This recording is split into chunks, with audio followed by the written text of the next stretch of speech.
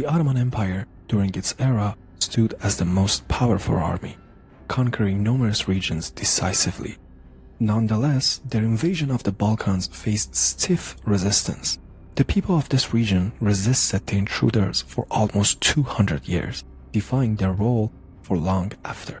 The bloody Battle of Kosovo in 389 epitomizes the struggle for independence. Now, let's delve into how this battle unfolded. The Celtic invasion, followed by the Crusades, profoundly altered the power balance in the Middle East. Among the most affected by these events was the Byzantine Empire. It began losing lands to the Seljuks in the 11th century. However, the Crusades, despite initially aiding the empire, led to the sack of its capital, Constantinople, by the Latins. Anatolia witnessed unprecedented fracturing, with the ethnic and religious makeup shifting as more Turkic tribes migrated in. As if it wasn't enough, the Mongol invasion of the Middle East commenced in the 13th century. They made their initial foray into Anatolia and decisively defeated the armies of the Seljuk Sultanate of Rum in 1243, near modern-day Sevastopol. The Sultanate became a vassal of Mongols, and the Empire of Nikah, a Byzantine successor state, effectively utilized that respite.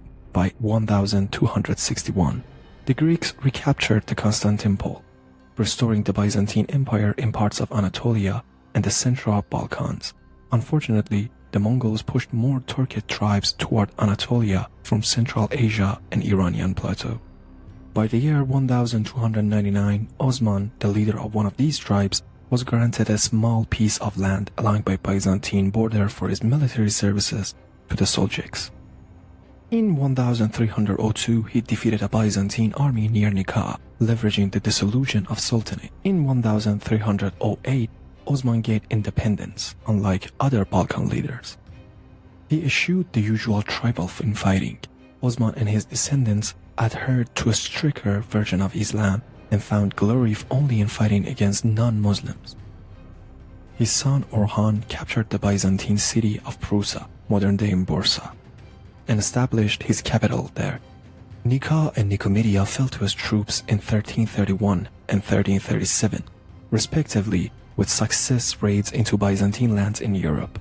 The Ottomans, or Ottomans, as they were known by the Christians, seized their first European city in 1354, capitalizing on the walls of the Gallipoli, destroyed by an earthquake. In the subsequent decade, Adrianople, Lofte, and Komotini were all conquered, and the new leader, Murad I, relocated the Ottoman capital to Adrianople, modern-day Edirne. It appeared that nothing could halt the Ottomans. However, to the west of their new holdings, the mighty Serbian Empire stood ready to defend itself. In 1371, King Lucas I attempted to capitalize on the absence of most Ottoman forces in Asia to take Adrianople and drive them out of Europe. With around 35,000 troops under his command, he moved to the valley of the Maritsa River, despite no significant enemy forces in the area. The Serbian king failed to send scouts ahead, resulting in a small Ottoman army launching a surprise attack on his virtually ungrounded camp during the night. Thousands of Serbs perished in their sleep, with many more drowning in Maritsa during the chaos. The king, along with his brothers and many aristocrats, fell in this battle, ultimately leading to the demise of the Serbian Empire. Almost all Serbian and Bulgarian aristocrats became vassals of Murad, including the Prince of Moravian Serbia. Nonetheless, when most of the Ottoman army shifted to central Anatolia, Lazar rebelled alongside other local feudals.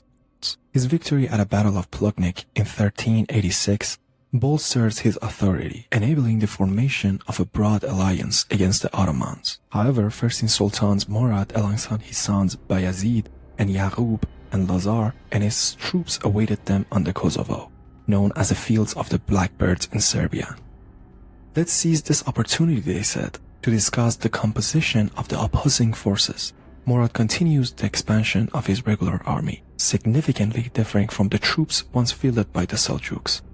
Nonetheless, the Sultan possessed a substantial number of light cavalry called akimki, armed with composites, bows, axes, and maces. They typically served as raiders or a flanking force. The regular cavalry, known as sipahi, comprised somewhat heavier horsemen wielding lances and bows. Irregular infantry was represented by akinji, carrying bows and polearms or halberds.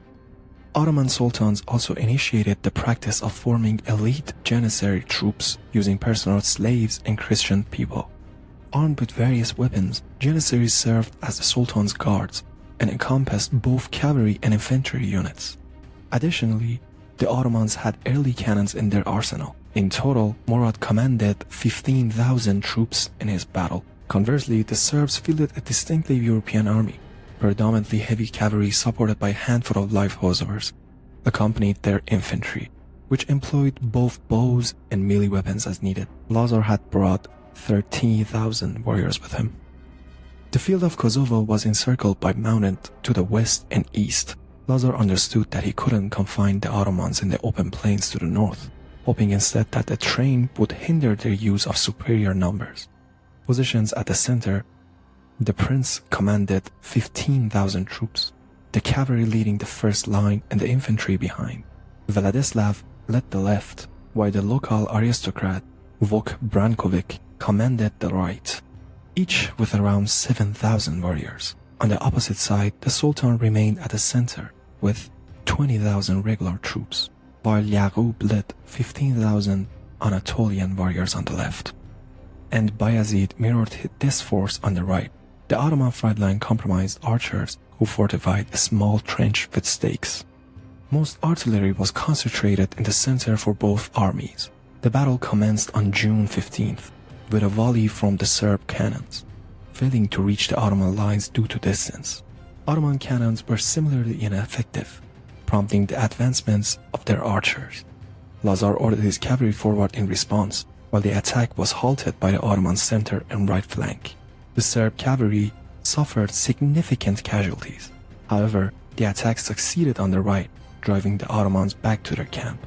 Despite initial difficulty, the assault on the Ottoman right also pushed back the Serbian left. Nevertheless, Lazar retained the initiative, and Murad neared panic. This moment remained a subject of debate in the Balkans.